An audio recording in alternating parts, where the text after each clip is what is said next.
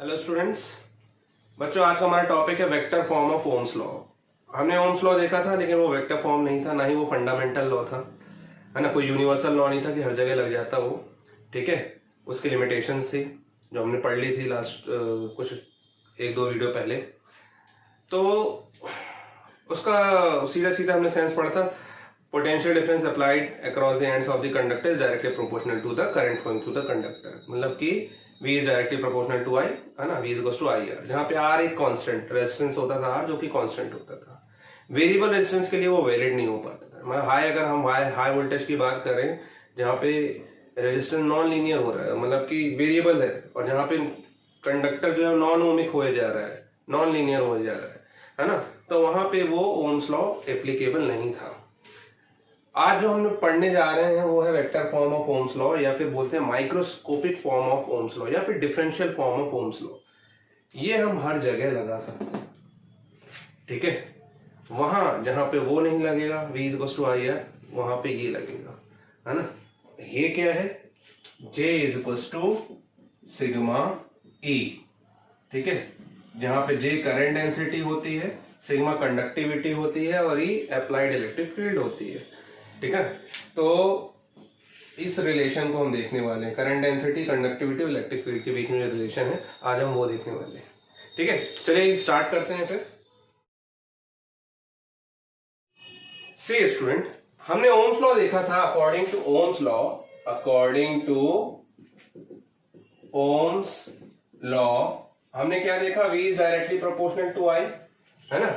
Suppose एक conductor लिया था, जैसे हमने, है ना, ऐसे कुछ कंडक्टर ले लिया था हमने। हो सकता है वहां पे सिलेंड्रिकल शेप का लिया हो, किसी भी शेप का ले सकते हैं, है ना। तो सपोज एक कंडक्टर, कोई मेटल का एक पीस, एक बार ले लिया हमने, है ना, जिसकी लेंथ हमने L ले ली और क्रॉस सेक्शन एरिया A ले लिया था, क्रॉस सेक्शन एरिया, ठीक है। और उसको जब हमने पोटेंशियल डिफरेंस अप्लाई किया था उसके एंड्स के अक्रॉस, है ना, पोटेंशियल डिफरेंस जैसे ही आपने अप्लाई किया इसके अक्रॉस, एंड्स के अक्रॉस, तो यहाँ पे कंडक्टर के अंदर इलेक्ट्रिक फील्ड सेटअप हुई थी, है ना। लास्ट वीडियो तक हमने ये सारी बातें की थी। इलेक्ट्रिक फील्ड अंदर सेटअप हो गई, बाहर तो होते नहीं, अंदर सेटअप हो गई पूरी की पूरी, है ना, यूनिफॉर्म, ठीक है। तो जैसे हमने पोटेंशियल डिफरेंस दिया, तो हाई पोटेंशियल से लो पोटेंशियल करंट भी फ्लो होने लग गया था, ठीक है। क्यों? क्योंकि इलेक्ट्रिक फील्ड बन गई थी, और इलेक्ट्रिक फील्ड जैसे ही इलेक्ट्रिक फील्ड के इन्फ्लुएंस में क्या हुआ कि यहाँ पे जो इलेक्ट्रॉन था वो रिपल्शन फील किया उसने, E is equal to F upon E, है ना। F is equal to E into E।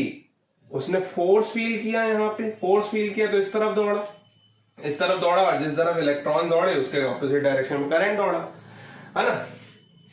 तो अकॉर्डिंग टू ओम्स लॉ हमने ये देखा कि V directly proportional to V is equal to directly proportional to I, and V is equal to क्या पढ़ा हमारा, V is equal to IR, है ना। जिसमें से R हमने निकाला क्या, V अपॉन I, जो कि हमने बोला कि कांस्टेंट है।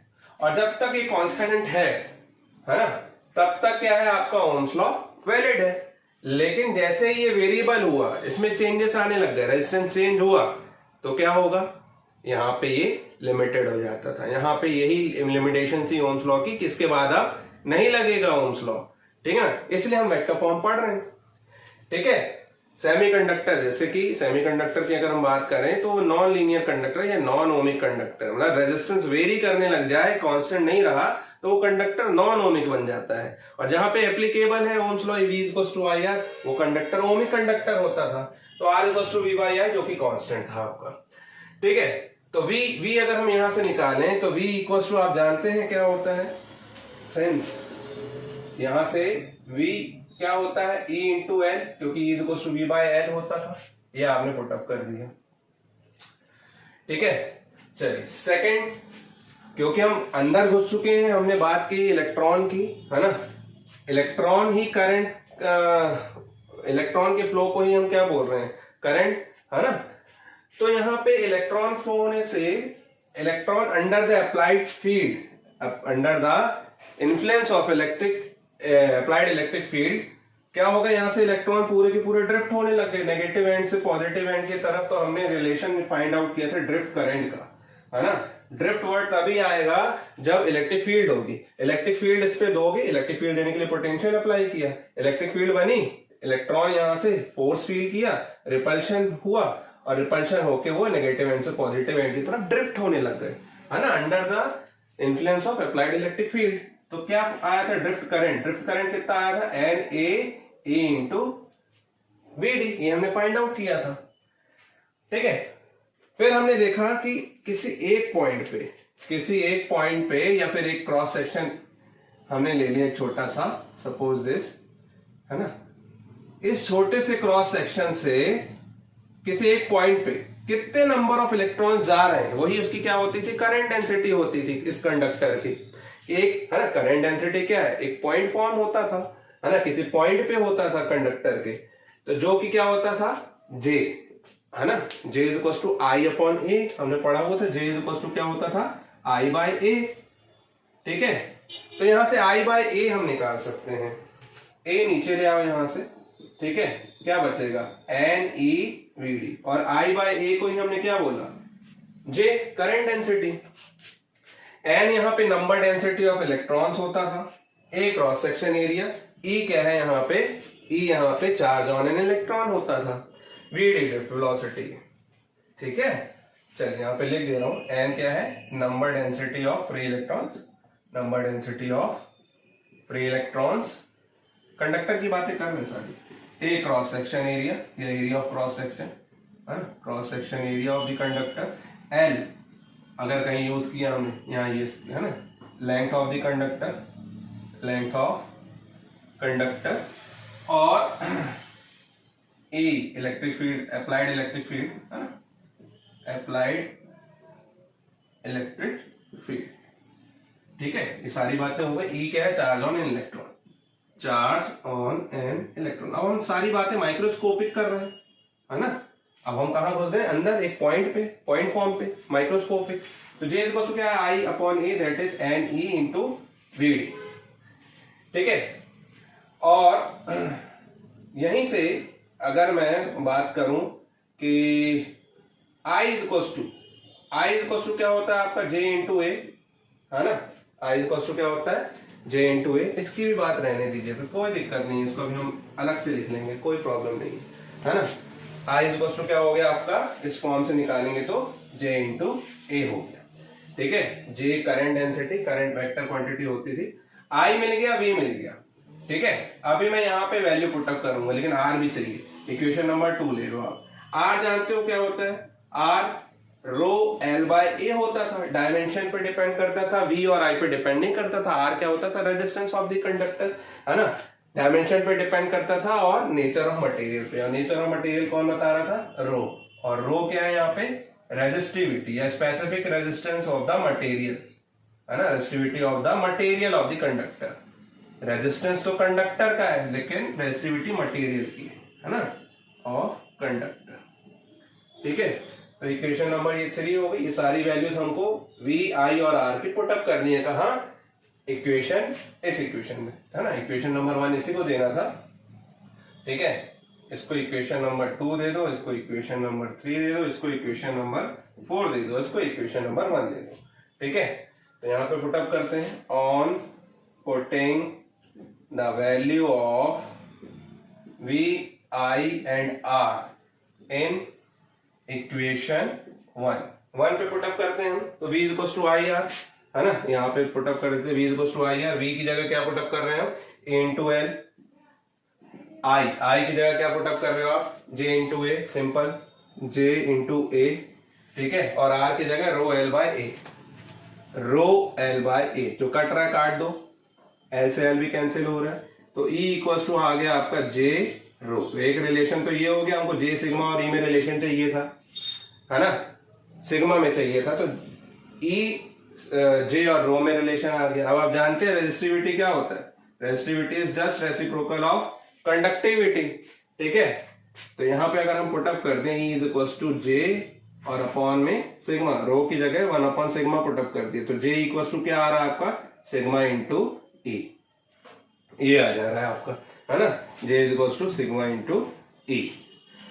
ठीक है, यही होता है आपका क्या? J is equal to sigma E vector form. देखिए यहाँ पे v था, अगर मैं इसको रिलेट करूं v is equal to I R, और यहाँ पे किसको j is equal to sigma E को, j is equal to sigma E, तो ये करंट है ना, ये पूरे कंडक्टर का था।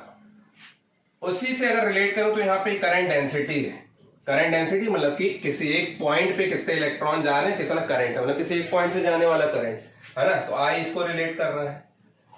ठीक, अगर मैं बात करूं यहाँ पे रेजिस्टेंस की, है ना, तो रेजिस्टेंस किसको यहाँ पे रेजिस्टेंस था, ठीक है, और रेजिस्टेंस को रेसिप्रोकल होता है हमारा क्या, कंडक्टिविटी।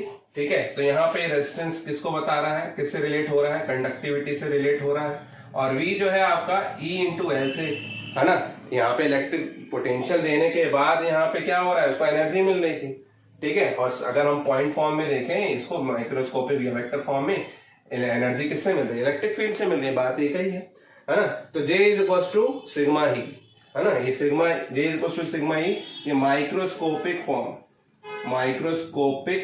फॉर्म है ना, या फिर वेक्टर फॉर्म, या फिर इसको डिफरेंशियल फॉर्म भी बोलते हैं, differential form of ohms law का ये माइक्रोस्कोपिक फॉर्म, वेक्टर फॉर्म या फिर डिफरेंशियल फॉर्म होता है। वेक्टर फॉर्म इसलिए क्योंकि यहाँ पे J जो है ये वेक्टर है ना, यहाँ पे करंट डेंसिटी, ठीक है, करंट डेंसिटी आपकी कैसी है, वेक्टर फॉर्म होती है ना। चलिए तो अब हम, और इलेक्ट्रिक फील्ड भी आपकी क्या है, यहाँ पे इलेक्ट्रिक फील्ड इंटेंसिटी है, ठीक है, वेक्टर फॉर्म होती है। करंट डेंसिटी और इलेक्ट्रिक फील्ड वेक्टर फॉर्म होती है, इसलिए हम इसको वेक्टर फॉर्म बोलते हैं। ठीक है, चलिए तो ये तो हो गया आपका क्या, vector form of Ohm's law. और यही वैलिड है हर जगह पे जहां जहां करंट का फ्लो हो रहा है। ठीक है, जहां जहां पे करंट का फ्लो हो रहा है under the influence of applied electric field. ठीक है, यही आपका क्या होगा, एक ओम्स लॉ का एक माइक्रोस्कोपिक फॉर्म होगा। ठीक है, चलिए एक रिलेशन देखते हैं हम रेजिस्टिविटी और मोबिलिटी के बीच में भी जल्दी से, है ना, इसको आप नोट कीजिए तो फिर मैं इसको रख करूं। See relation between resistivity and mobility, है ना, relation between resistivity and mobility. ठीक है, आप जानते हैं जैसे फॉर्मूला हमने अभी हमने निकाला था, I equals to what, N A E into V D. ठीक है ना, जहां से आपने I बाय ए निकाल दिया, I बाय ए क्या था आपका J, जो कि एन ई वी डी था। और वी डी आप जानते हैं एक चीज और, म्यू इंटू ई होता है ना, यहाँ पे वी डी क्या है, म्यू इंटू ई, और म्यू क्या है यहाँ पे, मोबिलिटी, है ना। कंडक्टर में अगर इलेक्ट्रॉन है तो इलेक्ट्रॉन, पॉजिटिव चार्ज है तो पॉजिटिव चार्ज, जैसे कि होल्स अगर सेमीकंडक्टर में तो होल्स, है ना, उनकी मोबिलिटी ये बताती है कि अगर मान लीजिए अप्लाइड इलेक्ट्रिक फील्ड अप्लाई कर दिया है तो वो कितना ड्रिफ्ट हो रहा है, कितनी वेलोसिटी से ड्रिफ्ट होगा। ठीक है, यही उसकी प्रॉपर्टी है मोबिलिटी, कितना मोबाइल हो जाता है वो, है ना, under the influence of applied electric field. यहाँ पुट अप कर देते हैं तो I इक्वल्स टू, है ना, या फिर I बाय ए, यहाँ से जो आपने निकाला था J, है ना, J equals to N E V D, V D क्या है आपका, म्यू ई, है ना, J equals to N E V D, V D की जगह आपने म्यू ई पुट अप कर दिया। ठीक है, चलिए J लेकिन क्या है आपका, J equals to sigma E, J equals to sigma E, तो एन ई म्यू इंटू ई, ये आपने J equals to sigma E अभी पुट अप किया था ना, फाइंड आउट किया था ना, तो ये आपने रख दिया vector form of Ohm's law यहाँ पे, तो ई से ई कैंसिल, तो सिग्मा इज इक्वल टू क्या आ जा रहा है आपका, एन ई इंटू म्यू। ये आ गया आपका कंडक्टिविटी। लेकिन हमको रेजिस्टिविटी और मोबिलिटी में रिलेशन चाहिए, कंडक्टिविटी और मोबिलिटी में तो आप जानते हैं कि सिग्मा क्या होता है, conductivity is just reciprocal of resistivity, तो इसकी जगह आप क्या लिख दोगे, 1 upon rho, 1 upon rho is equal to N E mu, यानी कि rho equal to what, 1 upon n E mu. ये है रेजिस्टिविटी और मोबिलिटी में रिलेशन, है ना। एन और ई तो यहाँ पे कांस्टेंट होंगे, तो रो यहाँ पे इनवर्सली प्रोपोर्शनल है किसके, म्यू के। ठीक है, जिसकी मोबिलिटी, जो ज्यादा मोबाइल है मतलब क्या है, उसकी रेजिस्टिविटी कम है ना। इलेक्ट्रॉन की मोबिलिटी ज्यादा होती है, रेजिस्टिविटी क्योंकि कम होती है। ठीक है, अगर मटेरियल की अगर हम बात करें, अगर किसी मटेरियल की रेजिस्टिविटी कम है यानी तो इलेक्ट्रॉन ज्यादा मोबाइल होगा, है ना, रेजिस्टिविटी ज्यादा है तो इलेक्ट्रॉन कम मोबाइल होगा। ठीक है, तो ये है रो, यहाँ से ये रिलेशन बन के आ रहा है, rho is equal to 1/n E into mu, जहां पे इनवर्सली प्रोपोर्शनल है रो किसके, म्यू के। तो बच्चों ये था क्या, vector form of Ohm's law, जिसको हमने दो नाम से और जाना कि एक माइक्रोस्कोपिक फॉर्म होता है और डिफरेंशियल फॉर्म होता है ओम्स लॉ का, J is equal to sigma E, और मोबिलिटी और रो के बीच में भी हमने रिलेशन देख लिया। ठीक है, चलिए तो अब हम नेक्स्ट हम बात करेंगे किसकी, हम बात करेंगे टेम्परेचर का क्या इफेक्ट होता है रेजिस्टेंस पे, है ना, और उसका एक कॉन्फिशिएंट होता है टेम्परेचर कॉफिशिएंट ऑफ रेजिस्टेंस। ठीक है, उसके बारे में हम डील करेंगे। ठीक है, चलिए आज के लिए इतना ही, थैंक यू।